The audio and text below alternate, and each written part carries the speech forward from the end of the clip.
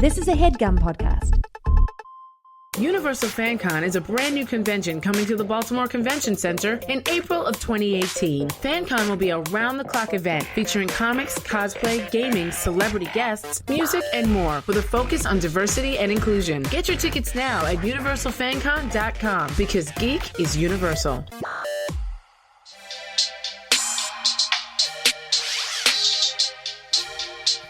Welcome to our new podcast, Misty Knight's Uninformed Afro. The new podcast series will dive into the origin stories, character development, and story arcs of our favorite Black superheroines and characters in comics. These are the obscure stories you don't always hear about, and we share commentary on some of our favorite moments in comics.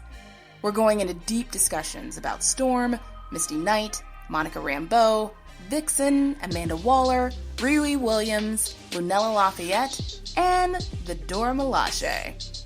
The series has two hosts, founder and managing editor of BlackGirlNerds.com and host of the BGN podcast, yours truly, Jamie Broadnax.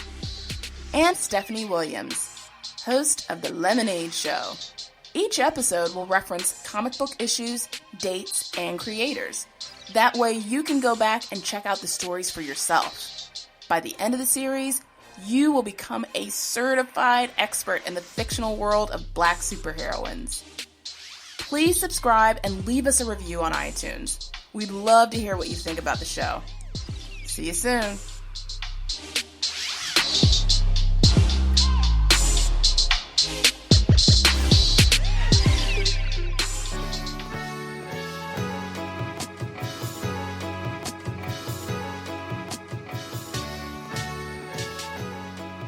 Hi, everybody. This is Kari Payton, and you're listening to the Black Girl Nerds podcast. Keep listening. It's good. It's real good. This is Riley Ritchie, a.k.a. Jacob Anderson, a.k.a. Grey Worm from Game of Thrones, and you're listening to the Black Girl Nerds podcast. Hey all, I'm Utide Badaki. I play Bill Quiz on American Gods, and you are all now listening to Black Girl Nerds podcast. This is Bill Duke, and you're listening to the Black Girl Nerd podcast. Hi, I'm Greg Allen Williams, and you're listening to the Black Girl Nerds podcast. This is Mark Bernard, and we're now listening to the Black Girl Nerds podcast. Hey, this is Phil Lamar. And this is John Stewart. And this is Hermes Conrad. And you're listening to the Black Girl Nerds podcast.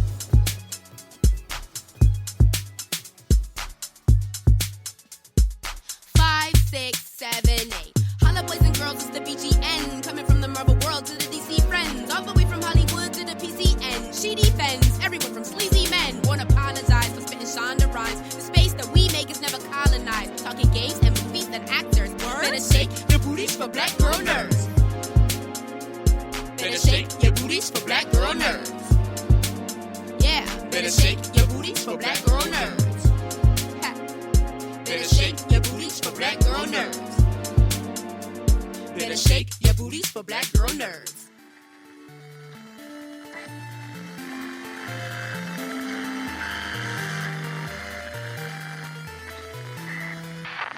Thanks for tuning in to episode 120 of the Black Girl Nerds podcast. My name is Jamie, and I am your host. This episode is titled The Bold Type, Midnight Texas, and Dat Flash. 3 fantastic segments. In our first segment, Jacqueline takes us to Austin, over at the ATX TV Festival, and interviews the cast of The Bold Type as well as the cast of Midnight Texas. The following actors featured in those first 2 segments for The Bold Type is actors Aisha D. and Katie Stevens. And for Midnight Texas, actors Peter Mensah, Parisa Fitz-Henley, Arielle Kebbel, and writer-showrunner Monica Owusu-Breen. In our third segment, we head on over to Tidewater Comic Con in Virginia Beach. And that segment features 2 actors from the CW hit series The Flash, featuring actors Violet Beane and John Wesley Ship, and 2 panel discussions. So that's our show. Lots of interviews featured at different festivals, and thanks so much for tuning in to episode 120 of the Black Girl Nerds podcast. The Bold Type, Midnight Texas, and that flash. Enjoy!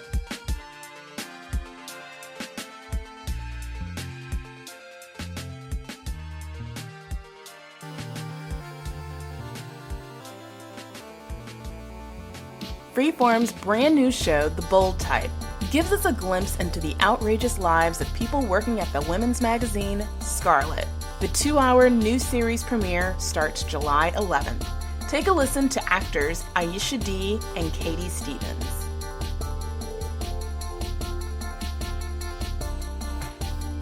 ATX Television Festival. Sitting down here today with the cast of The Bold Type, the upcoming new show from Freeform. I'm here with Aisha D, correct? Yeah. And Katie, oh my gosh. Steven, thank you Yes. Before I mess up my world. So ladies, how are you enjoying Texas? I love Austin. I've spent a lot of time in Austin. I love this city. I took Katie and one of our producers, Holly, to my favorite sushi restaurant last night, Uchi. Oh my god, yes, girl. Oh, Uchi, if you're hearing this, give me free sushi and open a restaurant in LA, please, or wherever I am. And I've never been to Austin. I've been to Texas. I've been to, San Antonio, Dallas, Fredericksburg, which is an hour and a half away, Houston, but I've never been to Austin. But I live in Nashville, Tennessee, so it gives me Nashville vibes here in Austin. Food truck is deep in Nashville as well. Yeah, no, I feel that. So I live here as well, and I did see that. I knew that you'd been here because she said Topo Chico and Torchies, and so I knew I knew that we would have it. And then we have our third. Hey, Laura. Your name's Jacqueline, like my character. I was just about to say it. it's great. I know we don't have a lot of time to talk about this great show because you guys are rushing off to your panel, but tell me how awesome it is to premiere this where you kind of get to have TV fans, because these are all crazy TV fans. Let's be honest. Let's not call them crazy. Okay, I will. I'm a crazy TV fan too. We can call them rabid. Yeah. Okay. Yeah. No, that's cool. That's respectful. Honestly, I think it's amazing, and I don't know about these guys, but I feel super honored to be here, especially given the fact that we haven't even aired yet. And people seem so excited about the show. It just makes me even more excited for people to actually see it, which is about to happen. I don't know, T-minus however many minutes. Yeah, it's so fun to premiere it at a place where people are kind of chomping at the bit. Yeah. Well, and also for me, I went into this industry because I'm a TV lover and I'm a film lover, and I love the way that television, films, and characters make me feel, and to be able to be somewhere where there are TV lovers like that, and they're going to watch and get feelings from our performance. That's really cool. That is awesome. So, just to kind of give the quick hit, this show is about... loosely based on Joanna Coles, who was the editor-in-chief of Cosmo, and she's one of our exec producers. Yeah, so... you said, what does it feel like to... to be part of this iconic part of women. Basically, every woman has picked up a Cosmo. So, you put it inside of a book to make you look more intellectual, maybe. And, at least I wouldn't do that anymore, but there was definitely a time in my life where I was embarrassed to be reading a book where on the front cover it says 10 best ways to orgasm. It's oh my god, I don't want people on this airplane to know what I'm really reading. Katie's character comes into my office in a scene we just did yesterday and says, I'm thinking about writing something about the boobgasm and the butt facial. That's such a headline from a couple. But you know what? I have to do research and see are there articles actually written about these things? And there are. So there are. But that's empowering too, because there was a time when women couldn't even talk about achieving an orgasm, and to have it on a cover, that's very empowering. So I do feel like you're right. And I'll tell you, we have actual orgasms on this show. We're not so shy tune on in this for show. that. It is amazing. I love that we're part of this show that's very fearless in having these conversations and attacking these topics that even in my lifetime, and I know I hear it all the time, you're so young, I'm 23, but even in my lifetime, I've seen this evolution. The women are in my life, and the women in the media, and myself, we're getting more open. We're able to actually talk about the fact that we're PMSing, or the fact that we're not having sex right now, or we are. And I kind of like being able to have these open conversations with my girlfriends, and also to see it in the shows and the movies that I watch, because that's real life, and we want to see ourselves reflected, and we want to see diversity in that, sexuality, ethnicity, the whole spectrum of everything is really represented in this cool way on the show, and I'm really proud to be a part of that. Yeah. It doesn't hurt to be on the heels of Wonder Woman. I That's saw you right. just tweeting That's off about that. right. Because, you do, like, I think the greatest tweet I saw, and it was like, I see why guys walk around so confident all the time. It's like one superhero movie, and I'm ready to beat down anybody.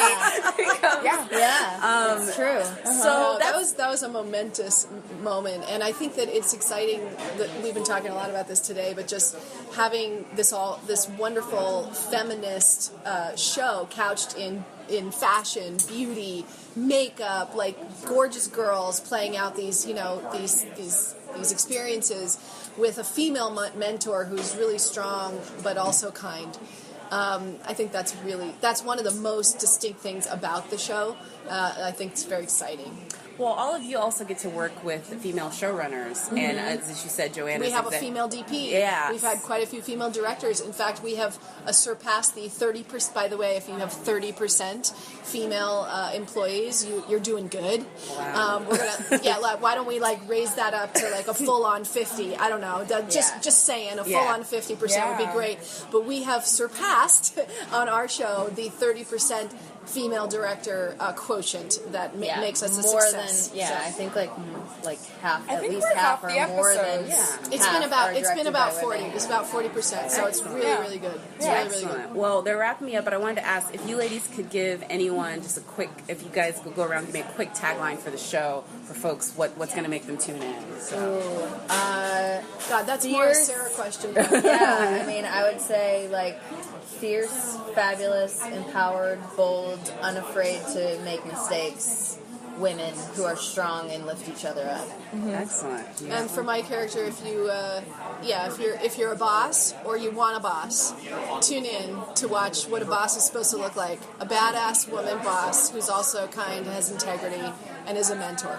Excellent. And I feel like they said it all, but I will also go ahead and say you'll probably laugh your ass off watching the show. I think it's really funny, as well as being empowering, and as well as being, politically, I guess, unafraid and all of that jazz. You'll just have a good time. And you will also fantasize and live vicariously through the fabulous wardrobe on this show. Yeah. Oh, God, yes. That all of us get to wear. So. Excellent. Let's be honest. Cosplay is just better costumes. Yeah. Thank you, ladies, so much. Enjoy your panel and have a great day. Appreciate it. Thanks. Midnight is a safe haven for those who are different, but with the presence of outsiders, the residents band together and form a strong and unlikely family. Midnight Texas is an upcoming drama TV series to be broadcast on NBC. The series is set to premiere on July 24th of this year. It's based on a book series of the same name by author Charlaine Harris, who also wrote The Southern Vampire Mysteries, which you probably know best as the HBO hit series True Blood. The following segment features actors Parisa Fitz-Henley, Peter Mensah, Arielle Kebbel, and TV showrunner Monica Owusu-Breen. Did you get your coffee now? I'm going to. Yes, thank you.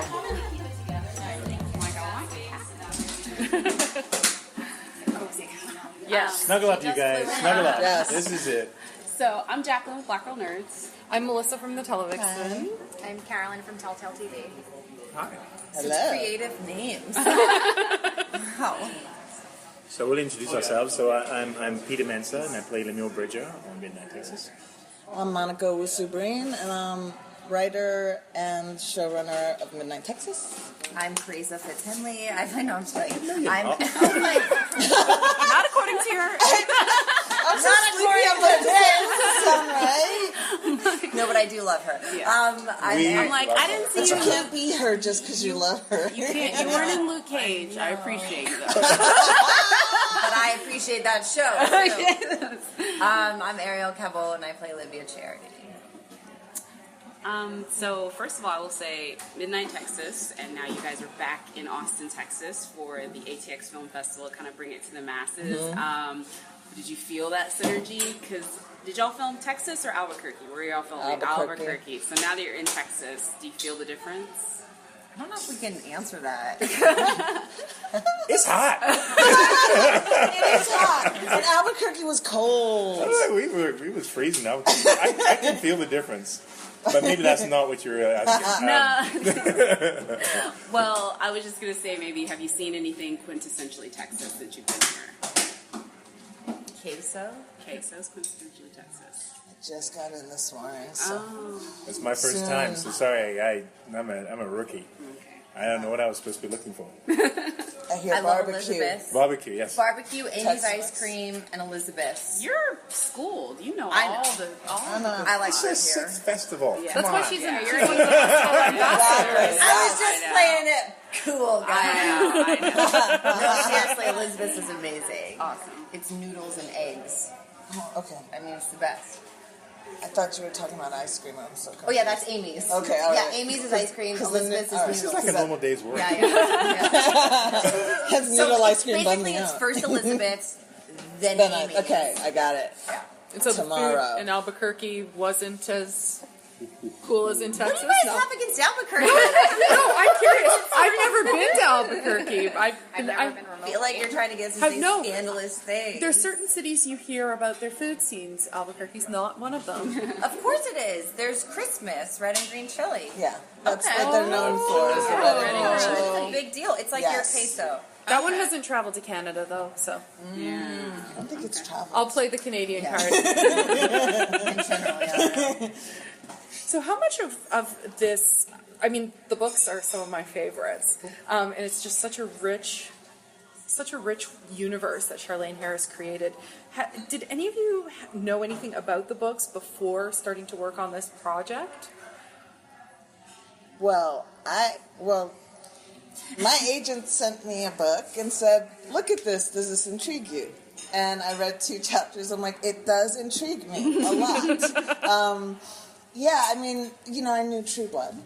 Mm-hmm. So I was a little scared when I first, it's big shoes to fill, But Midnight was so special and so singular and such a very different place that it felt like it was in a similar universe, but so different and such different stories to tell. So for me, that was like the best of all worlds because Charlaine writes my favorite genres: romance and supernatural and westerns. And so I love that you love Westerns so much. We never talked about this. Oh, I did my orals paper on westerns. Grandpa's gonna love you. Yes, westerns and melodrama. Is that what brought you back to it after doing True Blood, or did you specifically say, okay, I saw him on True Blood, and so now I'm going to bring him to this side? This is going to be interesting. Len was such a very unique character, and in the book he was described in a certain way that's very different. Albino. Is albino. the term. I mean, you race-bent that one for real. Yeah. Let's talk No, about well, that. what's really funny is I wanted to keep the spirit of Len, who is wise and compassionate and smart and doesn't sweat anything because he's been around for hundreds of years, and he's kind of got a dark sense of humor I really liked. And so for me, there were a couple of things that were important with Lem. Someone who, when you walk into home cooking and Manfred sees him, that it's not like Manfred's like, oh, and that could take a million different shapes. So for me, honestly, we had really open casting. We really did. I wanted to find the spirit, because sometimes I think if you get limited by the physical appearance, you actually don't get the actor that brings the role to life as much. So for me, it was important to get their heart. And you have the heart of them. Oh, thanks. I'm dead. It doesn't beat. I never said it. Like it's just sitting there, I'm like dead, but yeah, it's there. So I feel like obviously there's going to be a lot of comparison to True Blood. So how would you sort of distill that and say how the show is distinct from True Blood? Well, I don't die. I died in True Blood. You died in True Blood. Yeah. That's a big Everybody difference. died. I think without question, I mean, not to answer everybody, but I do think that this is a very different community. And it's the levels of relationship are multi-layered and not necessarily. The stories aren't just about their relationships. It's essentially about what happens to the community and how their relationships are tested by external stuff as much as their interrelationships. So I think you see a much more, I would say, multi-layered sort of character development because the stories are far more demanding, than the sort of the basic attractions and power struggles. I was just going to ask too. So, y'all's dynamic in the books, and I'm hoping as well. Y'all's. That is one thing I missed about New Mexico. Okay, that's the answer. They need a lot more y'all in New Mexico. Yes. No, I love y'all. I'm like, even though I spend part of my time in LA, there's the Texas girl in me that it'll never get out. Hold on. How are you? I'm trying to be this. How are you guys approaching your relationship and on camera as you bring it to life on screen? Because it's as you What said, were you like? But I want to know what you were trying not to say. Well, I mean, it's intimate. You know what I'm saying, in a lot of different ways. Okay. I'm trying not to spoil book stuff. I see. Okay. I'm trying not to spoil book stuff. Okay. So how is that going to be on screen? Because this is network television as opposed to HBO. Right. And how deep are we going to get, basically, in it? Yeah. Well, we go as far into the line as we can. Trying to push it a little bit? Yes. So in the pilot, we did as much as we could, and then Nils tastefully rack-focused the entire pistol in the back. I know, I'm like, did you see the pilot? I was pretty exposed. Yeah, so that's the level of, I mean, what I loved about Charlene's characters is even though they're supernatural, they're really human. They love making love, and they love hanging out at a restaurant, talking to their friends, and they drink, and they take pills when they get headaches, and they're human in as much as supernatural beings can be human. Yeah. And so for me, it was important that these characters have sex, but the show's not about that, because I do feel like True Blood was about sex and desire. The show isn't about sex. Sex is part of the human condition, the fabric of what makes us people. The fabric of our lives. I wish I were wearing cotton. I need breathable fabrics right now. You reckon I said extra underwear. I know you did. I listened to you. I love you. Look into my life. Is it like this on set? Because the set is pretty, like I would say, diverse. Women, men, all different. So is it real comfortable family real quick? Oh, there's no question that we're family. We're definitely family. Dumped them all in New Mexico, and that'll do it. Hang out together. Talk about a quick bonding exercise. But I would say this, the thing that's really fun about this, good question about relationship, not just ours, but every couple and creature. In the end, it's just a relationship. It's, there's no focus on the sex. There's no focus on the differences. It's just sort of, this is a relationship, and then you get on with it, right? And that's the genius of this. I think it's sort of it becomes real because the description of the relationship doesn't define the relationship. Right. Did you guys see Friends? Mm-hmm. Well, obviously we're really different than Friends. It's saying like every way, shape, or form. First of all, both NBC shows, fantastic. Love it. Yes. No, but Joey. Oh, come on! You love to eat. You're totally Joey. No, but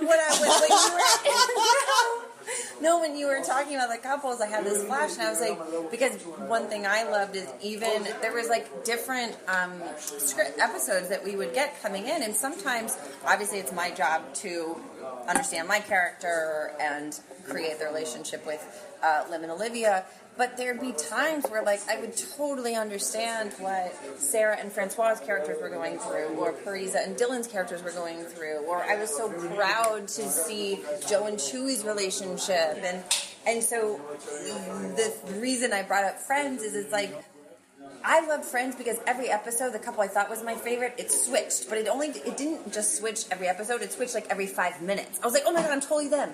No, I'm them. No, I know how that feels. And I love that about our show, is I feel like supernatural or not, this is about love stories, this is about feeling, this is about family and connection. And I feel like everybody will be able to relate to what these people are going through. And that's really important, especially right now with what we're going through in our world. Girl, yeah. Feelings are everything. Compassion. Well, that kind of brings into like someone who's all the things. Like Joey. One of the things that I loved the most about these books was how it was this group of such diverse characters come together, and they care about each other and they coexist peacefully. And then there's and I'm not sure if this translates, then there's an outside force that doesn't like what they stand for, that tries to beat up against them. That is definitely part of the show and the fabric of the show, and honestly what made because I do find with supernatural shows, if you don't have some sort of metaphor guiding you, it can just sort of devolve into itself. And so for me, like, the idea of a group of really different people who all come to this community with their own pains or and reasons why they've chosen this remote place in Texas, the idea that they're so different and they don't always agree with each other. But there's something to be said for having a vested interest in protecting your community and not judging other people. And Fiji and Olivia are extraordinarily different. And they don't live by the same code. But Fiji loves Olivia as a friend, and Olivia loves Fiji as a friend. Chills. That, like, the idea that you can be so different without being judgmental. There was a kindness in those books that I just really appreciated, and it felt aspirational and joyful, and it wasn't just sad. And I also love that, well, first you have the differences in the characters within the town, but then, like you said, you have the outside force. So then all of a sudden these characters have to put aside their differences because there's a greater purpose, and to learn to work together and actually appreciate each other's differences and call upon each other's differences when push comes to shove, to beat this outside force that's trying to beat them down, is incredibly important. And I loved that message. It was like time and time again, whether we understood each other or not, we became the light facing the dark. And that makes me proud to be a part of this show. I know there's a lot of supernatural dramas on TV, like have been, are now, Right. sort of. So what were your strongest inspirations in crafting the show from the supernatural genre? All of Oh my gosh. Because I'm getting like a lot of Buffy vibes in particular. Well, Buffy, it's part of the reason I'm a TV writer, so I won't lie.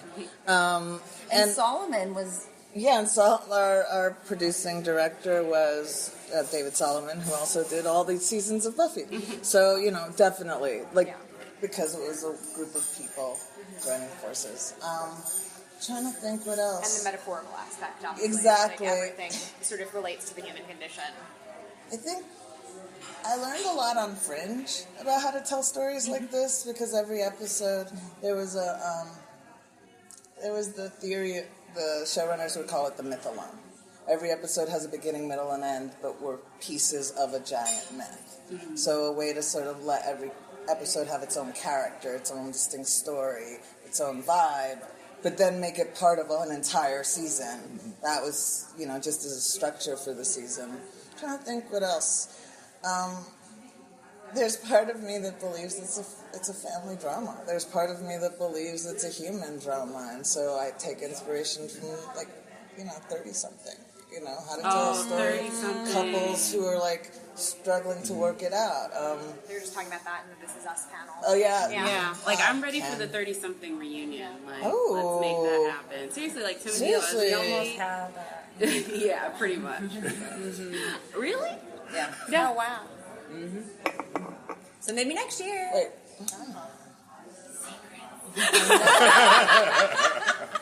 Okay, sorry. I'm glad I'm still going to be around this zip code. So I will say, too, that you mentioned that I feel genre storytelling, whether it be either on screen, like the big screen, or on small television, has this kind of great moment right now. Like she's talking about, there's so many great shows out there and there's more coming. What would you say is one of the awesome parts about genre television that you get to have freedom and maybe allows you to do things, and then what's also sort of the pitfalls of it? Because it's kind of a double-edged sword, right? The hours. That's the downfall. Or costumes. No, or that's makeup. the downfall. No, I love the costumes. The hours. Your costumes. That's true. I don't know about anyone else. Yeah. I know it's really long hours to tell such a complex show where you have vampires and regular humans all in one show. It makes for some really long days. So for me, that's the downfall. I'm sure that everybody speaks to sort of different things in the genre, but I think you're right. I've always enjoyed these type of shows because it allows for a conversation about very different aspects of society without actually stating that this is what we're talking about. So, you look at what we've got in this. We've got all kinds of couples that would have been the story were it any kind of modern day, and if we can bypass that and get onto the real subject of actually two people having a relationship. Yeah. So that's an advantage, right there in this kind of a show. And pitfalls are natural. I mean, sometimes the monsters can be a little tricky here. Oh, yeah. The contacts weren't present for you. Oh, well, there are issues with sort of, there are issues with playing Supernatural. Because it's a fine line to go, you want to be relatable, but you need to actually also definitely be something unnatural. You sort of, and then transform all of that and create a community that has all these diverse aspects, which, it's great theoretically to have, right? But to make it come to life, that's also, it can work really well, or it can fall flat. And then you need a really brilliant creator to kind of piece it together, because I just gotta act. Well, and then you need actors that can make it look real. Because honestly, it's like you're saying, it's hard to be human and suck blood from people. Be but relatable. Also, it's hard to be human, period. Yes. Yeah. That's what I love about our show, is it's supernatural or human. Sometimes it's really beautiful, and sometimes it's really hard. It's hard to feel feelings. And we get to go on these characters' journeys and see the heartaches that they go through and see the joys that they go through and realize that, supernatural or not, it's hard. Really hard to feel feelings when you're dead, let me tell you. I feel like genre lets you Trojan horse a lot of interesting issues into things that on its face you might have a harder time convincing a network to tell. Olivia's story, had it not had the tropes around it, would almost be unbearably painful to tell. I think that genre lets you get away with, because you're looking at all this other stuff, that you can almost tell a darker story because you resolve it in an interesting way, and it doesn't become unbearably dark, because you've also got joys and fun and fantasy in there. And solutions that you wouldn't. Exactly. It's right, Leeching. But But also what I love about it is, and as the season goes on, you guys will learn about Olivia's backstory, or if you've read the books, even though it's something that she never escapes, it's what makes her who she is, but you don't see her drag that drama into every moment. And to me, what's so powerful and important to share about that is the everyday hero that makes up America. Because unfortunately, that has happened to children, and unfortunately, it's still happening. And they move on because they have to, not because they want to. Right. And that's her story. And I really hope we get to share more of that, because it is incredibly important to me. Okay, guys, I think that's it. On that light note, you want to ask maybe one more question? I was just going to say, you guys are going to probably be in the unique, one of the, if I have to say, upside about the changing timeline on your premiere date is you guys get to hit Comic-Con twice. Right. And you get to get into it right before you premiere. Yes, the day before. Now, so now going back the second time, what do you feel like you're going to be an old pro at the Comic-Con game, or are you even more intimidated by it? Or does that we haven't gone to San Diego. No, we went to New York. That's right. That was right. New York. Yeah. So I'm like, I know. LA, here we come. Yeah. So and WonderCon. Still Comic-Con, WonderCon too, but we're still a con like that. Now going back to the mother one right before your premiere date, intimidating or amazing? Yeah, I think it's the coolest thing. It's gonna make it kick off the show. It's like a dream. It feels I went right. years ago for The Grudge 2. Okay. Oh. Yeah. Wow. But it's been a We've long time. all done it. I mean, you've done it. I've done it a few times. So. Yeah, but it's this will be our first time this together. show premiering Yeah, no, it's pretty. And I'm cool. hearing NBC's doing some cool stuff. Crazy stuff. They usually have fun photo booths. Yeah, no, they're gonna do it. I think NBC's putting a lot of stuff on it. We might Prepare have. to see your face. We're just gonna have Mr. Snuggly there to sign out. And he talks. Yes. Excellent. Your face is life size, like larger than life size on the side of a building. Probably. That was crazy at WonderCon. WonderCon was insane. That blew my That's what I was mind. thinking. It was My WonderCon, parents actually. called me. They were like, "We've been waiting for this." And I was like, "Really? Nice to know." I was like, "How about have I been waiting for this?" Like, they're like, "We're so happy." I was like, "I didn't even know you saw it." They're like, "It's all over Instagram." Thank you guys so much. Thank you. Bye. Bye.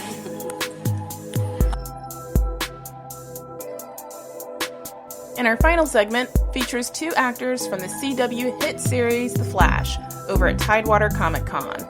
Actress Violet Beane, who plays Jesse Quick, and actor John Wesley Ship, who plays Jay Garrick, and also is known as the original OG Flash. I do have to warn you, Violet Beane's interview does get cut into the middle of her panel, so unfortunately there's going to be an abrupt ending there.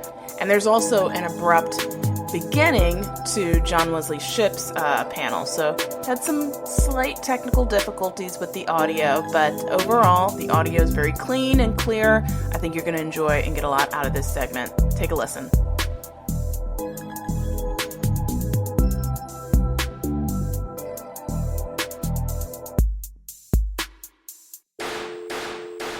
So I'm Ryan with FilmFad.com, and I'll be moderating the questions. So let's get right to it. Who's ready for Violet Beane? Right. Everybody, round of applause. Come on, Jerry, appreciate it. Yeah.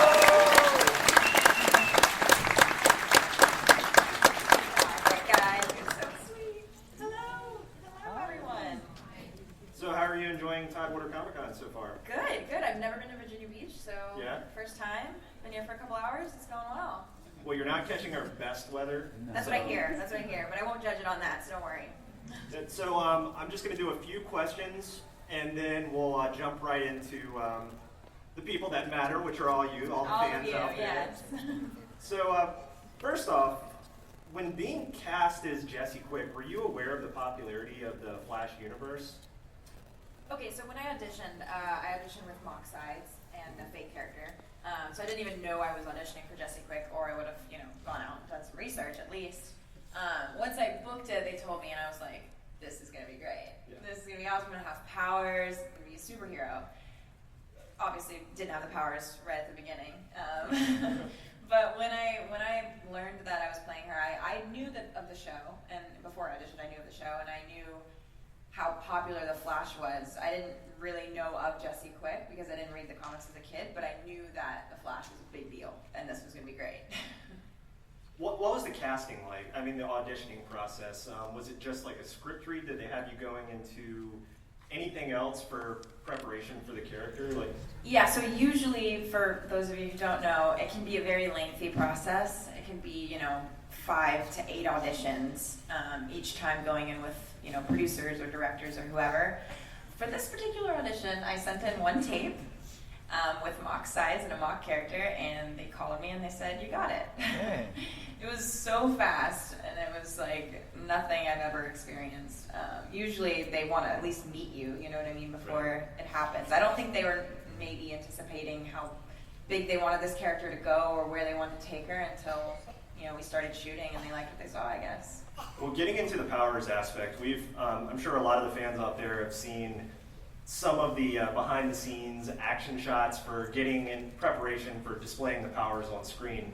Do you have any of those awkward moments where you're just trying to get into that running process? And do I have any of those awkward moments? I would say every single time, yeah. When you're shooting it, you don't have any idea how it's going to look. You have no, how can you just imagine how it's going to look when they have such great special effects, and what they do is so amazing on the show. So when we're doing it, all of us, even just landing after running, we're always just like, is that good? Did that work? We're just we hope it looks good, and then when they bring in the lightning bolts and they bring in, 100 gorillas, it ends up working out. Yeah. Okay, this is going to be the last question, and this one's more of a hypothetical, but if you had Jesse Quick's powers, what fun ways would you use them in real life? Ooh, fun ways, but I feel like I would be devious and like, I don't know, like steal people's phones and like find out about their lives or something. You know what I mean? Like I feel like I would be very nosy, because you can be. I don't know, maybe like try to figure out how to fly with them, at least for a short amount of time, you know, run off a really tall building and fly. Like that sounds fun. Well, let's open it up to the audience. Let's start lining some people up over here by Associate Priya over here, and we can, or he can run to you. So my question for you is, what was it like when you and the actor that plays Wally West, when he was trying to get his powers in the first episode after you got yours, and then he stepped out in front of a vehicle? How did they prep you for that scene? That was a really fun day actually, because Kreisberg was on set, and so he was giving a little more direction, which was fun. And I think he just really wanted to portray how unsafe that was of him. You know what I mean? And for Wally, it was, he's impulsive. You know, he just does things because he has a big heart and a big head, and he wants to get what he wants. And I think for Jessie, it was like, you know, I love this guy, I'm not going to let him die. And then she gets really mad at him for doing that. And I think that's because she's got this new power and she knows how important it is to keep it and other people safe. So that was a really interesting day to shoot. Next question.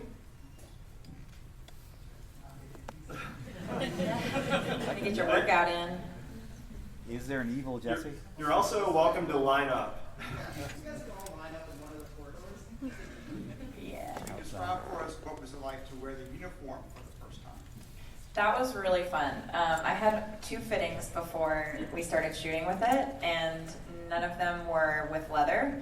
Both of them were like a cloth version of it. So I hadn't seen any of it or tried it on at all, and then I tried it on the day that I started shooting, and the crew and the cast and everyone were like, yeah, like everyone was so excited. So that was really fun, and then seeing it on screen for the first time was like even cooler. And all the fans, I think, liked it. I think you guys liked it, I don't know. I think we liked it, right? I think we liked it. Well, Grant Gusky's from Norfolk, in this area. Did he give you any tips on places to go visit while you're here? No, he did not. I ran into his brother actually 2 days ago in LA, and I didn't even know that Grant was from here. But he told me that Grant and John are both from here, and that John played the Flash the year that Grant was born, which is kind of like an odd fact. And then the other question is, how does this compare to other genre type shows that you've been on, the fandom versus, you know, the things? I mean, this fandom's just, you guys are amazing. Like, you're abundant. There's so many of you, and it's like, you're almost always positive, which is, it's the best thing that someone who's, you know, in this world can ask for, really, because there are a lot of online haters, if you will, and a lot of people who say stuff, and you know, they do so because they're online, but you guys are all like very welcoming and very positive, and it's amazing, so thank you. Who is your favorite villain on the show and why? Oh wow, my favorite villain. That is a good question. I liked working with Top because she's just a really cool girl, Ashley, and I liked her outfit. Yeah, she was really fun to work with. Hey, it's great to meet you, by the way. Yeah, I'm a really big fan. You know, my question for you, in the first parts that we see in season 2, you spent a lot of time in a cage. I was wondering how you got through that process of getting into that character, because you were like very terrified of Zoom and what he could possibly do to you or your character and Barry. What was it like in that process of it? Well, first of all, Zoom is incredibly terrifying in real life. Talking about Teddy or? Yeah, no. That his mouth, like the way it like stretches, that's not CGI. Like that actually happened in real life. So being scared of that was not very hard. But I also I was like newer to acting in the beginning of it, so I wasn't sure like what my boundaries were and how like, you know, how far I could push myself. So I stayed in the cage like the whole multiple days of shooting.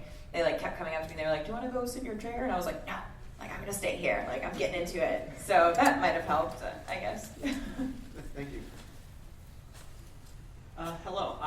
Well, first off, I wanted to apologize, but just to get away just from the flash, just real quick. When I typed your name up on Netflix, I saw that you actually did a documentary for Tower. I was wondering if maybe you could give some insight of what that experience was like, or. Yeah, absolutely. So Tower, for those of you who don't know, is a documentary about the 1966 UT shooting, which was actually the first mass school shooting in history. And I played Claire Wilson, who was the first person shot. She was 8 months pregnant, and she was walking with her boyfriend across the campus, and she was shot in the stomach. She lost both her baby and her boyfriend, but she survived. And just being a part of that story, and especially because it hadn't been told, like the craziest part about that situation was that after it happened, no one talked about it, and no one, like, there wasn't any sort of therapy to figure out, like, you know, why it happened or how we could move on from it, because it had never happened before. You know, people thought it was fireworks when it first happened. So just being a part of that and playing a character like Claire, who is so optimistic, and every day she fights for gun control and, you know, school reform and things like that. And it's a really powerful documentary, and I'm not just saying that because I'm in it. I'm saying it because it's, I mean, No, you brought tears to my eyes. You brought actual tears to my eyes. Well, yeah, that's good, I guess. Yeah. But it's on Netflix, and it's Netflix worldwide as well if you're not in the States. So I urge you to check it out because it's such a powerful story.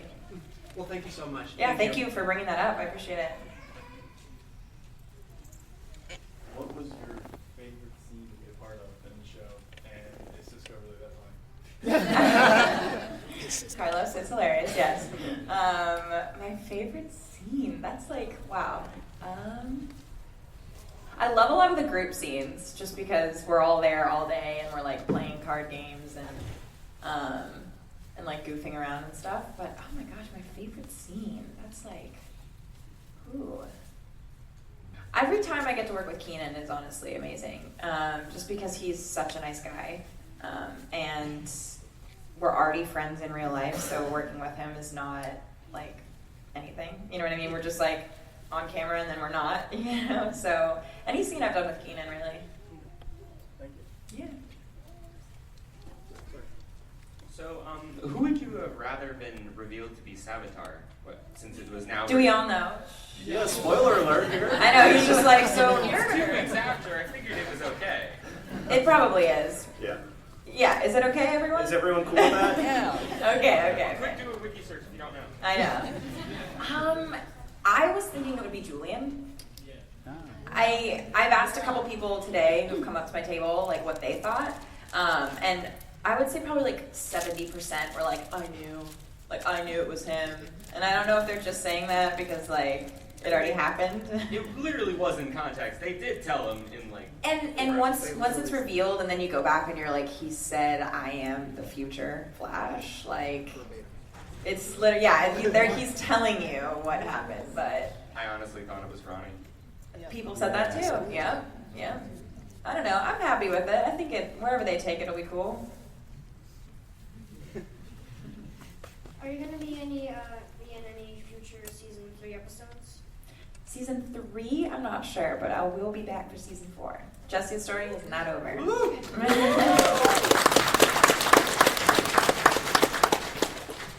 How long does it take you to put on your costume? Well, it's red leather and it's skin tight, so quite a while. Hey, me again. Hello. Like the 3rd time today. Anyways, so my question was, how was it like developing the role of Jessie Quick? What types of methods did you use to kind of get into character with her? Well, when you're playing someone that has like a historical background, you start with something, you know what I mean? You have somewhere to start. And when I found out that I booked it and that I would be playing Jessie Quick, I went to my comic book store and I picked up everything I could, and they were more than willing to help me. But also, I think what our show and Arrow and all of them do a good job of is, you know, paying homage to the historical facts, but also creating new stories and making it interesting for those who either know the comics so well that they want to see something else, or the people that don't know them at all, so they're just interested in seeing whatever happens. You know what I mean? So I think that's pretty cool that our show's able to do that. Cool. One more thing. So Barry mentioned Bart, as in Bart Allen, in the most recent episode. Haven't seen it. You haven't? This last week? No. No. Well, do you know if they're going to be putting him on the show? Ooh, I don't know. You don't know? I mean, I would assume at some point, but I don't know. Yeah, I have no idea.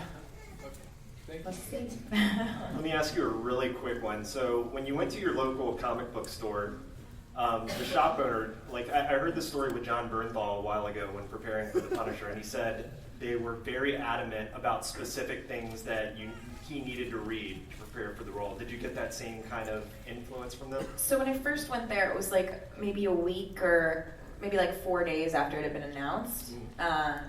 And I went in there and I asked specifically for Jessie Quick, because she doesn't have her own line or anything, so I had to, search.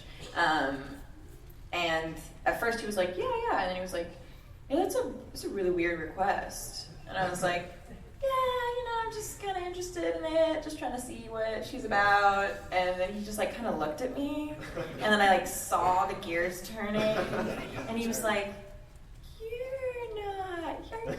And I was like, okay, yeah, I am. And and it was kind of awesome. And he was, after that, he was like more than like happy to show me all of that he could. But yeah, he was adamant about showing me the certain ones, but he was just excited, I think. Yeah. What was your thoughts when you first saw the Savitar? When I first saw him, I was like, is he a transformer? Yeah, because it's like, it's so metal and it's so different from all the other ones, right? And I thought, like, okay, if he's gonna be there, will there be more like him? I was like, ugh. Yeah, the suit is like, it's the most practical suit. Like, a lot of the way it looks on screen is how it actually looked in real life. There's not too many special effects on it, which is kind of cool. And he was like, the stuntman who wore the suit is the guy who, I don't know this name, you guys are going to shame me, but the big metal guy at Deadpool. Colosso? Oh gosh, I'm so sorry. It's the same guy. So he's massive. Like, he's so huge. He's probably like 7.5 feet or something. And he's just like thick. Like, so it was really scary. I'd be running for the hills if you Yeah. an army of them. I was like, nope. Yeah, I'm out, right? I would be like, you're never gonna catch me. No. Well, this was fun. Like, this is like my first con of coming here. Ever. That's amazing. What do you think? Great. Like, yeah, first con. Woo. Anyone else? Your first time? What? This is great. I took a picture with like John, like the original Flash. Yeah, I was like, yeet. More pictures with famous celebrities. Yeah, that's. Well, we haven't taken one yet, so. Yes. Well, thank you. Hi. I was just wondering, what is it like adjusting to Tom Cavanaugh playing two different roles as a person? Oh, as yeah. a father and a complete stranger. Yeah, Tom he's great. I think because he's so good at being these total opposite characters, it makes it easier for us. Specifically for, me and Jessie, I think it's just about thinking about the history that she has with Wells that she doesn't have with HR. You know what I mean? And in the first scene where she sees him and thinks that it's her father, I thought that was like so well written.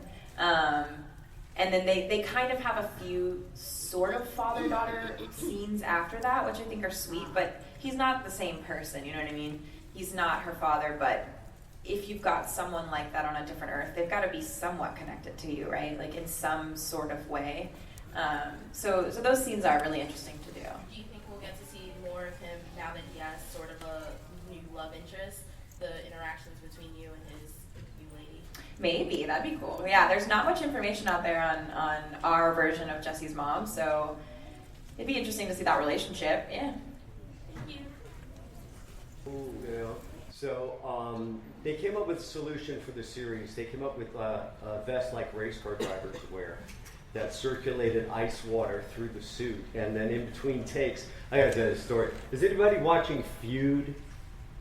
Feud about Betty Davis and Joan Crawford? Well, I couldn't sit down in the suit, okay?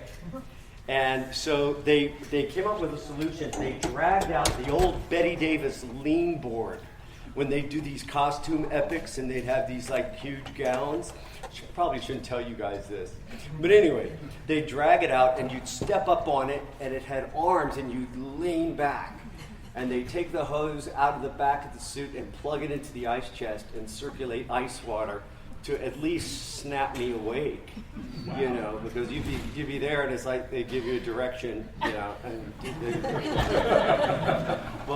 And the other issue with the suit was they couldn't clean them.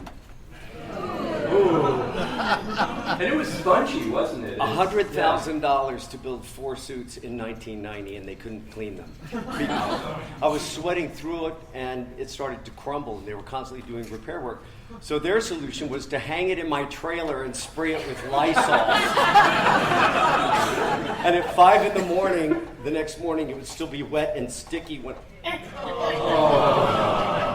put it on. You know, I broke out all over my back. Anyway, I have a lot of suit stories. Needless to say, in a quarter of a century, the construction of suits has made some considerable progress. Yeah. Yeah.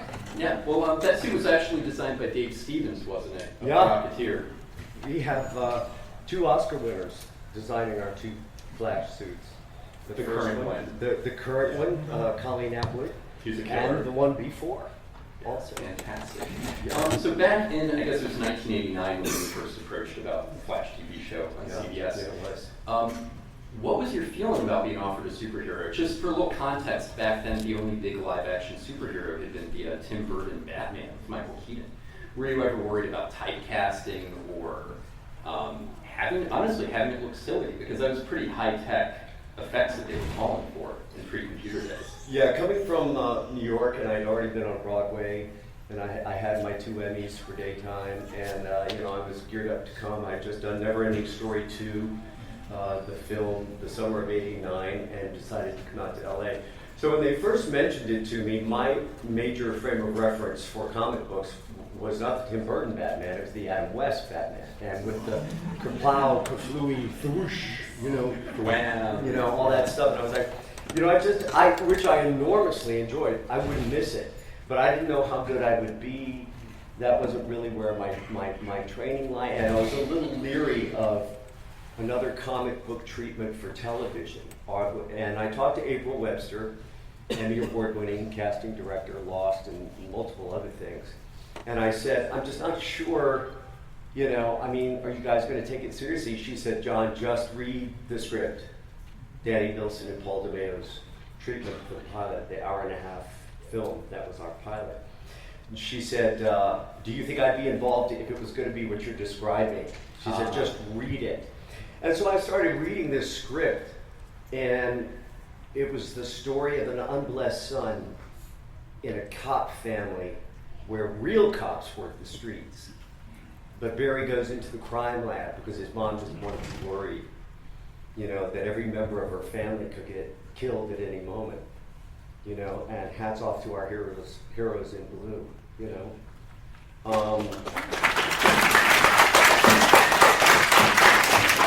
And so Barry agrees to be a CSI. And his dad is always reminding him, Mom says, be careful. And Emmett Walsh, who played a very different Henry Allen than I did, he'd be like, what's he gonna do? Stub his toe on a footprint?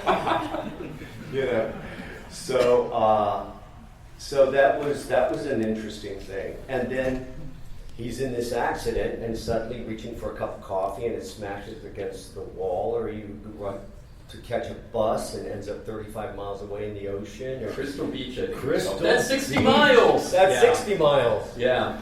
And then I found it fascinating that when I went to see Tina, Amanda Pays at Star Labs, my first reaction was, I don't want these powers. I have no interest in being a Hugh Hollywood hero. I have no interest in being exceptional. You know, I like working in the Star Labs. I want to be rid of it, and I'm not going to be your lab rat. Then my brother gets killed. Then everything changes. And I realize that I had the possibility of avenging my brother's death. And then I come up with the Flash symbol in response to the Night Riders. Paint that they were throwing red blotches. Red blotches. Like blood, yeah. And then I went back and I said, and I want a cowl to disguise my face so nobody knows. And I'm like, okay, this guy, and I love the relationship between Barry and my brother's name in the television series was Jay, Tim Thomerson. You know, even though Tim Thomerson was the cop, you know, that worked the streets, you know, Barry and Jay had such a good relationship, and Tim Thomerson was such a good actor. You know, and when he was killed, then that to be the motivation. I'm like, okay, I can understand that. I can wrap my mind and my heart around that motivation. Hugh Hollywood hero, not so much. But my brother's killed, and I had the possibility of these powers that I never asked for and wanted to get rid of. But I might be able to avenge my brother's death. I was like, this is real stuff here. These are real human concerns. And so I said, yeah, I'll go in for this. Now, they were not asking me to do the role. They were asking me to audition to do the role. Okay. So then I was one of about 60 guys that they saw. And then they took me and Richard Berge to the network. And I heard that Jeff Sagansky, president of CBS, said, that guy's head would look good on a lunchbox. And that's why I got the part. Where's your lunchbox? Where's my lunchbox? Where's the action figure of you, by the way? You need a figure. You deserve one at this point. Do you have any favorite moments from being in that show, like specific episodes or even co-stars? I have to, off the top, mention Jason Bernard. You know, I love the Nightshade episodes, and of course he already was so well respected as an actor, and he could be a mentor for me in my first primetime series. And I love that whole person who's being mentored and the mentor relationship. Anyway, that's what I find so interesting, that it's now flipped. And now I'm the mentor. Yeah. And I get to mentor Barry. But I'd have to say Jason Bernard, you know, those scenes between me and him. In fact, when I found out I'd be playing Jay Garrick, I went back and I watched a couple of my episodes from Flash 1991 to kind of remind myself of what I had done. And it was interesting what I found, you know. And I try to take some of those elements and pull them forward and make them part of my Jay. Anyway, of course, Mark Hamill, you know, Mark Hamill's trickster, who was, so, I mean, if you guys haven't seen the 1990-91 version of Mark Hamill's Trickster, it is worth the cost of the set just to see those two episodes. It is manic and wild and over the top and all the things that I might have been afraid of. Yeah. You know, there he is in the unitard. In fact, it's very funny, I have to tell you this, I'll shut up, I swear. They'd rather listen to you than He me. said, when they asked him to come on the new show, he said, well, I thought I'd be a friend, port of Henry Allen's, I might be a professor, I might be a whatever. And when they said they wanted him to come back and be the trickster, he said, the trickster? I could barely work the unitard 25 years ago. What are they thinking? But he trusted our team, Andrew Kreisberg and Jeff Johns and Greg Berlanti and David Nutter, enough that they would find a way to handle it, and they did. Now, your turn. Okay, my turn. Well, ironically about the Trickster episodes, so this was before DVDs, and the TV show didn't have a wide VHS release. Both Mark Hamill Trickster episodes, we had lightning storms, the cable went out in my house. I literally didn't get to see the final episode until about 10 years ago or so when it came out on DVD, which I think is kind of ironic. I always wondered about the dog. Yeah. The dog on the Flash TV show. How do you work with a dog actor? I love that dog. The dog's real name was Dakai. And there's an episode, and I think it's Flash Forward, where, and I would spend a lot of time with that dog. You know, and we'd do ad-libs, I'd come in the door, and we got really familiar. I love dogs anyway. but and had 2 Goldens in the 80s. So Takai, yeah, he was so great. But I think it's when I come back to Central City and I'm all jazzed about being there, and I see him, and I go, Takai! And they were supposed to loop that for me to change that to say Earl or Big Guy or something, but they didn't. So I actually, in fact, I'm glad now, as a tribute, because Takai's dead, as a tribute to Takai, that I actually called Takai's name in one of the episodes. Oh man, everyone in here is going to pull their DVDs out. It's either the Child's Play episode with Jonathan Brandis, or it's Flash Forward. Because I know Flash Forward, Gary leaves and comes back. Yeah, because you get disenchanted, because Pike gets out of prison, and you punch him out because he says something really mean about how he killed Jay under his breath. Not that I've ever seen this show like a million times. I punch Pike out? All right. Yeah, you do. You give him the business, and then Tina's like, Barry, you can't do that. Lovely British accent. Lovely. Anyways, you come back after the story. It's kind of your moment, and I remember you on top of the car.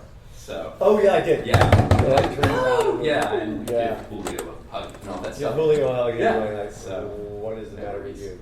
It's like, yeah. Right. Alex Desert, right?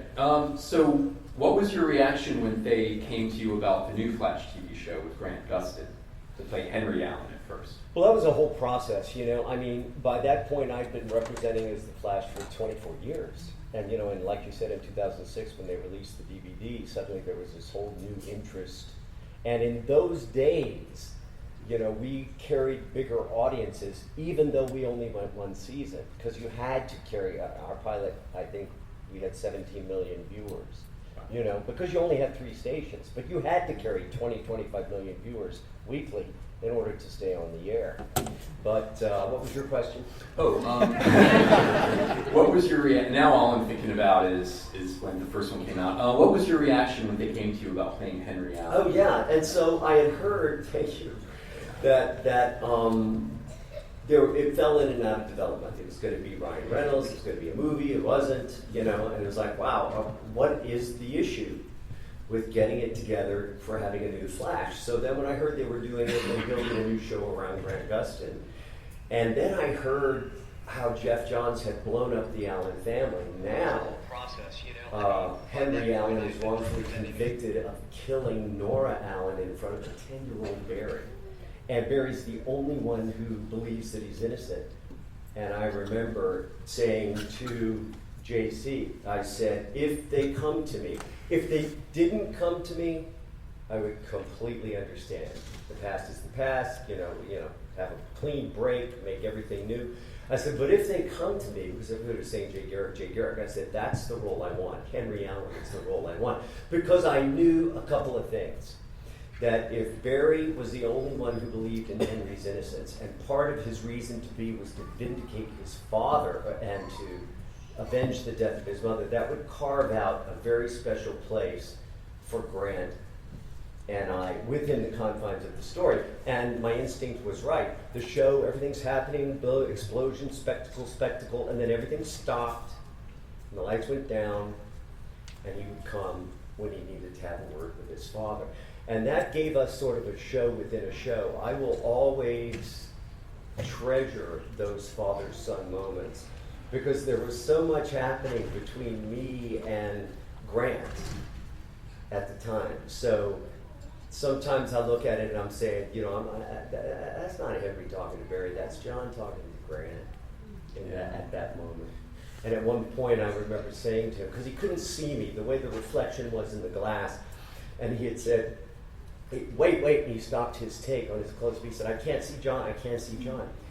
And it was a scene where Henry was saying you, not just because you're the Flash, but I'm proud of you, the person, the man that you are becoming, And I said to him after the take, I said, Grant, I don't have to act that because I so respect and admire you both as a young actor and as a human being. He said, yeah, John, and I feel that, and that's why I had to see you while we were doing that scene. It's really a special and unique show. I just wanted to share that private moment with you guys.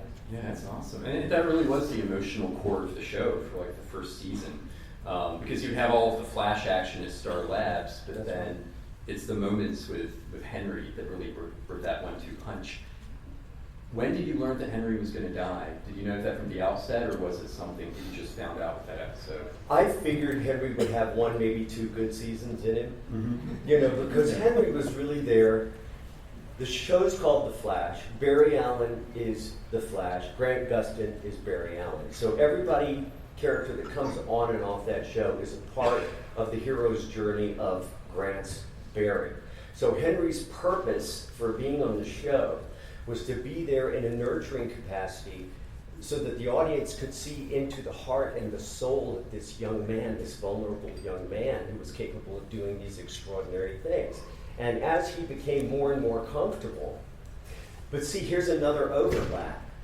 You know, me as someone who had played the Flash, also from Norfolk, Virginia, Grant being from Norfolk, Virginia, Grant born the year I was doing the Flash. Wow.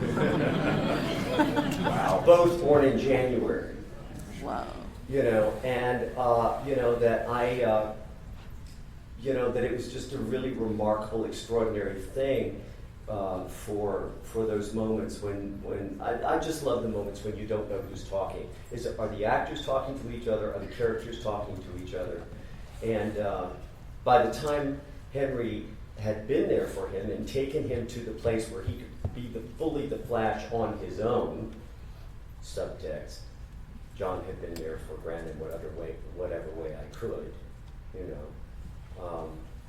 And once that was completed, then I figured Henry would go.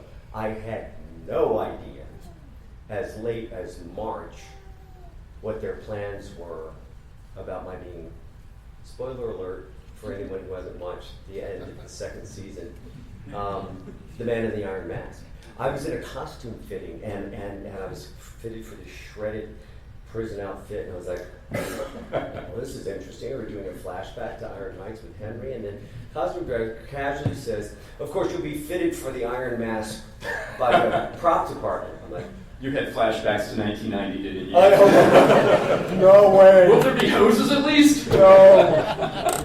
And then I went, well, that's pretty wild. And then I was sitting in between takes with Jesse and Grant, and they said, so, do you hear what you're going to be doing? Because I'd already gone up to film the last 4 episodes. I said, yeah, I'm the Man in the Iron Mask, and that's crazy. Go figure. And they're like, yeah, that's all you know? And I said, there's more? And he said, you're the real Jay Garrick. I said, get out of town. I couldn't, and then I got on the phone to Greg Berlanti, who I had worked with on Dawson's Creek all those years earlier. I said, I'm hearing all these reports about roles I may or may not be playing at the end of the season. And then we talked about it. And then he outlined that in the process of 2 episodes, Henry would die, I'd be revealed as the Man in the Iron Mask, who was then revealed as the real Jay Garrick and looked exactly like Barry's dad. And I thought, that is just good storytelling. And I end up playing the character that the audience wanted me to play to begin with. I'm like, my hat's off to you guys. I don't know how you're pulling this off, but wow. You know. And that's what I love about our writers and our producers. They aren't generating a mass product for your consumption. These are a bunch of guys who grew up with comics. I met Andrew Kreisberg when I was shooting the pilot, and he's this tall. You know, so I'm going up and I'm meeting my new boss, and he's like, actually, we've met before. I said, we have? He said, yeah, I was an assistant on the back lot of Warner Brothers when you were doing The Flash in 1990. He said, and you were on your way somewhere to an office for a meeting, and I totally invaded your space and fanboyed out on you. And I was like, was I nice?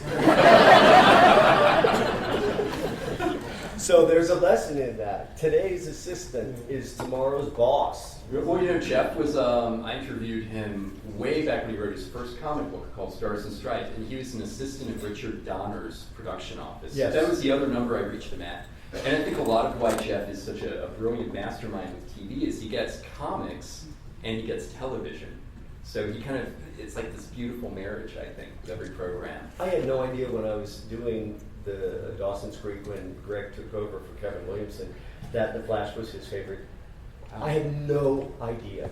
Like David Nutter, Emmy-winning for Game of Thrones director who directed our pilot and set our tone several of our episodes. You know, the arrest scene. I don't think there was method to his madness because everyone was supposed to be like very upset and very high emotion. At that scene where Henry's being dragged away and Barry's coming up and Nora's dead in the living room and we're getting ready to shoot and David walks up to me and says, you know, man, you were my hero growing up. Okay, all right, 5, 4, 3, 2. I'm like, what? Wait a minute, you can't say, no, go. No pressure. It's like, oh my God, you can't say something like that to me. Okay, roll it. Okay. That's pretty brilliant. Everyone ready for questions? Are we? Yeah, all right, let's start with this gentleman in the black hat. If you could please just project a bit. What was it like working with Mark Hamill in the first season of Flash? We were going to get T-shirts for everyone, for our guest stars, called I Survived the Flash. Because about the third day we were working all night long. We were working 18-hour days. We were working till dawn. We'd be going home from Warner Brothers when the executives were coming to work. They were like, you guys are crazy, you know. And by the time Mark got there, Mark really wanted to play this character. I mean, he really did. And he came in with such a rush of enthusiasm and adrenaline. You know, here we are. We're like, we're already like night of the living dead. And he's like all over the place. You know that scene where he's like in the padded cell, you know? It's like... Yeah, and he comes up to the class and he's like, nobody tricks the trickster. You know, remember that moment? He dislocated his shoulder. I mean, that's throwing yourself into it. But you know, I mean, when someone is that committed, and I tried to learn and from that as well, that when anyone on the set, one bad apple might spoil the whole bunch, but let me tell you, one good apple, one good actor who is giving his heart and his soul and every shred of energy that he has can lift the whole company up. There's a young man back there here. Yes, sir. What question do you have? Oh, that's an awesome question. Who's your favorite character besides yourself? I'm glad I called on him. That's great. You know, well, I have to say Barry, because he was my son. You know, it's like people would say to me, they'd say, okay, so who's faster, your Barry or Grant's Barry? I said, I'd never bet against my son. You know, so I love the character of Barry. I also appreciate the character of Iris because I didn't have an Iris in my series past the pilot. It's so hard to single anybody out. What an ensemble. Who's your favorite? Cisco. He's amazing. You know what's amazing about him is that he can do the goofy comedy and the one-liners, and Grant has the same ability. He can be coltish and goofy and young romantic lead and really funny, and then turn around and break your heart like at the next moment. You know, these actors are so facile. But I hope I answered your question. We had a young man right here. Yeah. Yes, sir. Yes. Say what? How did you become Flash? Okay. I was working at the crime lab late at night. And there was a rack of chemicals here, and there was a big thunderstorm, right? And I was going over evidence like footprints and fingerprints and trying to find the bad guy. And suddenly this big bolt of lightning comes crashing through the window and explodes a rack of chemicals and shoots me across the room. And then all this chemical compounds start having sparks up and down my body. And Julio came into the room and he's crying, help, help, help. And then suddenly, one day I was reaching for a cup of coffee and I realized, kabam! And it would slam against the wall. The action of the chemicals on Barry Allen's skin and system caused his cells to rearrange in such a way that he'd go to catch the bus and he'd end up 60 miles away. Or he'd go to walk his dog and they'd both end up in the bushes because he couldn't control his speed. But that's in our story how that happened. It was a lightning storm, explosion, a rack of chemicals that spilled all over Barry, caused his cells to react. Okay, let's the doctor right here, just have your hand up for a bit, young man. I was just wondering, I'm an aspiring actor myself, and it's honestly been Is this on?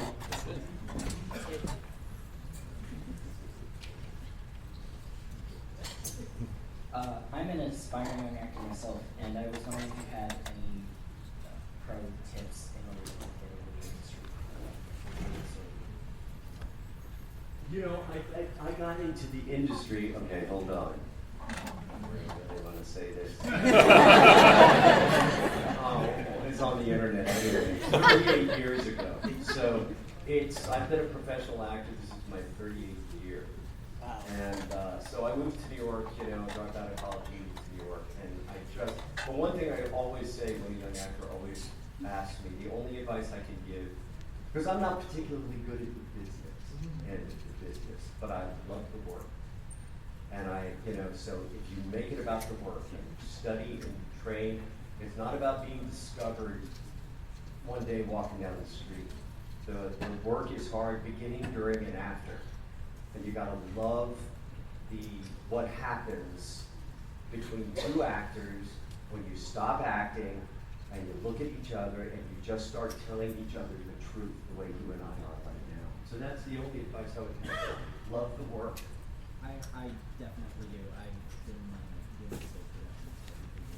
That is awesome. Well, good luck to you. Wonder Woman, you've had your hand up for a bit. Where is Wonder Woman? Right here. Hello, Wonder Woman. Would you ever consider doing a Jay Garrick spinoff? The Jay Garrick spinoff, like Be There Every Day. Yes.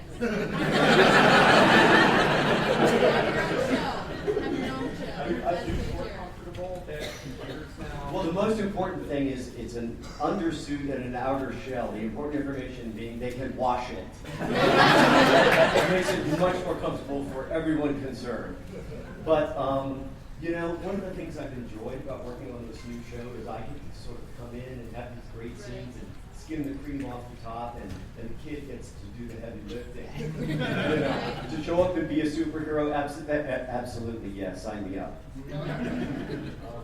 Call your congressman. Call ABC. Call somebody. Robin, yeah, I'll gladly do that. Okay. Here you go. You got it? So you said your favorite character, but who's your favorite actor or actress out of all of them? I have to say simply because he is the person that I worked with the most in the role that I played. Can everybody hear me? Yeah. In a role that I played, I have to say Brandon. Although I love that group. I mean, they're crazy and they're zany, and yet they know when to get down to business. I mean, sometimes on the set, one of the first year particularly, you look over here and Jesse Martin and Grant would be learning a new tap set, and then you look over here and here comes Tom Cavanaugh riding with Carlos in his lap in a wheelchair, and they're doing wheelies, and they're singing harmony, but then boom, it's time to work and everybody snaps through. So, but I'd have to say, also because, we were a critical success in 1990. We had the critical success. Our reviews, international press, were through the roof. We just missed having the commercial success that we hoped for. So I hoped for Grant that he would have that as a young actor, particularly after I found out what a good guy he is. So I have to say, I got involved in his hopes and dreams, which helped me play his dad better. I'll tell you the hard thing was switching from his dad to Jay Garrick. Because I had to be, okay, yeah, I look like your dad, but sorry about that. And this wonderful intimacy that Barry and Henry, it's like, yeah, I look like your dad, but the put your head on my shoulder. That's kind of, and so that was tricky to make that. Now, as of the time that I've taken his place, okay, is everybody caught up? The last big thing that happened with Jay Garrick, I feel like now that was the first time that we got back to some of the intimacy with Jay and Barry that was there with Henry and Barry. And I asked Grant after his last take, I said, what were you using in that moment, man? He said, well, suddenly you were, I felt like I remembered that you were just like my dad, and suddenly you were sounding like my dad, and so I started reacting to you that way. So now we have a whole new landscape to explore. Okay, right over here. Go ahead. So, how is it now being that mentor role of both Barry and Grant, not only as Henry but also as Jay? As I said, BJ is very different. It was completely different. I had to start off in order to give us somewhere to go. I had to start off with, okay, who is this kid? Who is this kid? It's my Speed Force, it's my legacy. This guy's changing everything up. I don't know what his intentions are. Is he just going to change things up every time things don't suit him? Or does he know what he's getting into? Does he respect the Speed Force? So there was a certain amount of skepticism and distance that had to be there in order to give us somewhere to go. I knew that we would have to get back to the Jay and Barry relationship that comic book fans have loved all through the years, But I figured we had to start here and then work our way into the Speed Force, sort of, so to speak. But as far as Grant needing a mentor, Grant doesn't need any advice from me. Grant is one of the finest young actors I've ever worked with. And every time I have had the privilege of working with him, I learned something. We have a Kid Flash over here. What's your question? What was your favorite episode of the series? Which one? Obviously. Which one? New one. Sorry, tiny brain aneurysm. What was my favorite episode? I have to say The Man in the Yellow Suit, which I believe was the season one? Yeah, Reverse Flash. Mid-season finale. I loved that. I also loved the one where Henry Allen was in the hospital, and he knew that Barry was Flash, but he couldn't tell him, and he wasn't going to bust him, but he was leaving the door open for Barry to tell him, saying, I know, you're not the Flash, but if the Flash were my son, I'd tell him a few things. I'd tell him he's a hero. I tell him he's saving a lot of lives, and I tell him it's a dangerous world out there, so be careful. Still get choked up thinking about that scene. Thank you for your question. We have a young lady right here. My question is, well, you already talked about this, but the scene when Nora's dead and you're being put in Meg's place because they think you killed her, what was that like filming it? It was crazy in the pilot. David Nutter, the back was blowing off the house, and it was really quite shocking. The wind machines were going, and Michelle Harrison, didn't she turn it out? She had to play that scene how many times? Screaming Barry, and the whole thing, and it was. Everybody was like, "Wow, what's happening?" But and it was also new. That it was young, it was fresh, and it was new, and we were all doing this thing for the first time. The energy was really high. That's a good question. Thanks. And the gentleman in the black T-shirt right here. In the season 3, episode 1, Jay Garrick pulled Barry out of the time stream. When you said you were talking about your time experiences, on the 1990 version, was that originally the regular Flash when you played it? Did he go back in time and try to save his brother, but he died? And then Jay Garrick found out about it, and he went back and tried to. Okay, we have a writer in the house.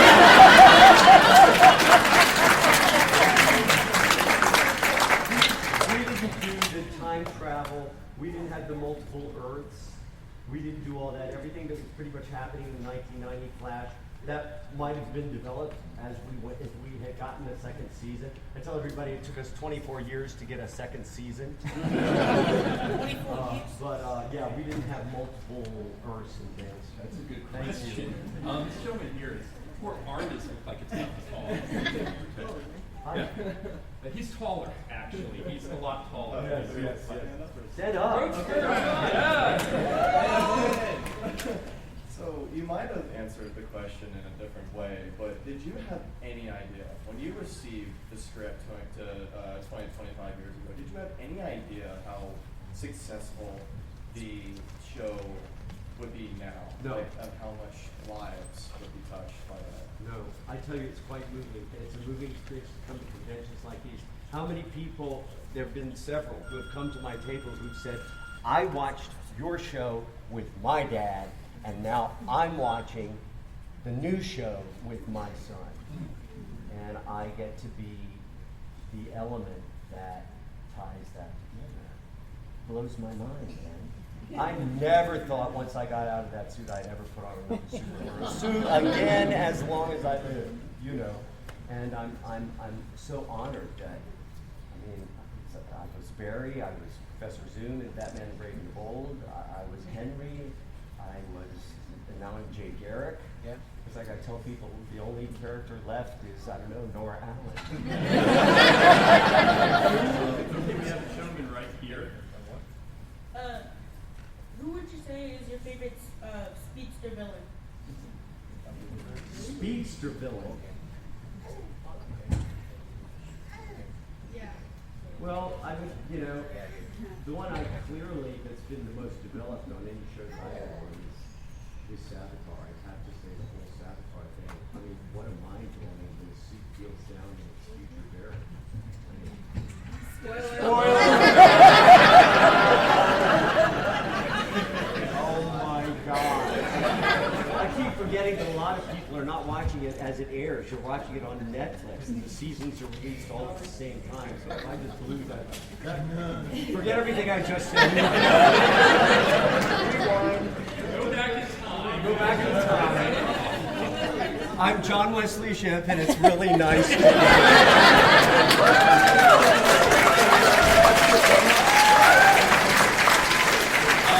So you guys know John is going to be downstairs and signing immediately after this, so you can get awesome things autographed.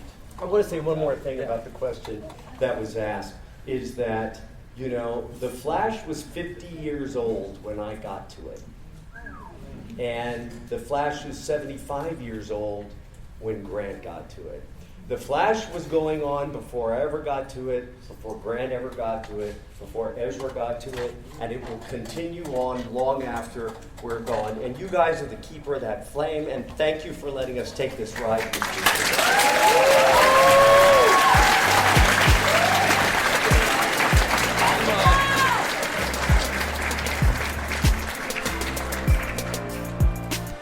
The Black Girl Nerds podcast is produced by Jamie Broadnax. Various episodes are edited by Jamie Broadnax, M.R. Daniel, and John Bauer. The opening theme song to our show is written and performed by Samus. Various instrumentals are performed by Samus, Sky Blue, and Shubzilla.